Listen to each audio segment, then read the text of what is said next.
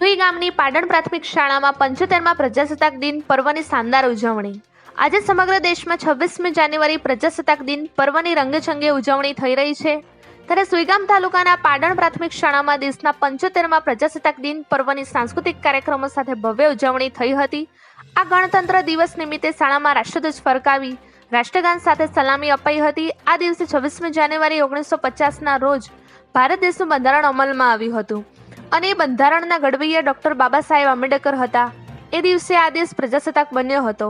પાટણ પ્રાથમિક શાળાના બાળકોએ ભારતના બંધારણના ઘડવૈયા ડોક્ટર બાબા સાહેબ આંબેડકર, સરદાર પટેલ, છત્રપતિ શિવાજી, સુભાષચંદ્ર બોઝ અને મહાત્મા ગાંધી જેવા મહાપુરુષોનું વક્તવ્ય રજૂ કર્યું હતું તથા સાંસ્કૃતિક નાટકો શાળાના બાળકો દ્વારા રજૂ કરાયા હતા, જેમાં શાળાના આચાર્ય અને સમસ્ત શાળા શિક્ષક સ્ટાફ તથા પાટણ ગામના લોકો ખૂબ જ મોટી સંખ્યામાં હાજર રહ્યા હતા।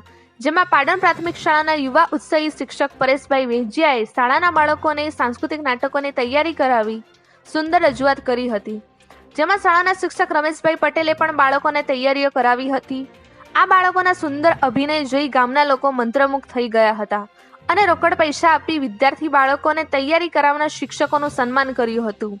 તૈયારી કરાવનાર યુવા શિક્ષક પરેશભાઈ વેજિયા અને રમેશભાઈ પટેલનો લોકોએ ખૂબ ખૂબ આભાર માન્યો હતો। પાટણ ગામના વડીલો, માતાઓ, બહેનો અને યુવાનોએ મોટી સંખ્યામાં હાજર રહી કાર્યક્રમને સફળ બનાવ્યો હતો। અહેવાલ મેહુલ કુમાર વેજિયા, સુઈગામ, બનાસકાંઠા।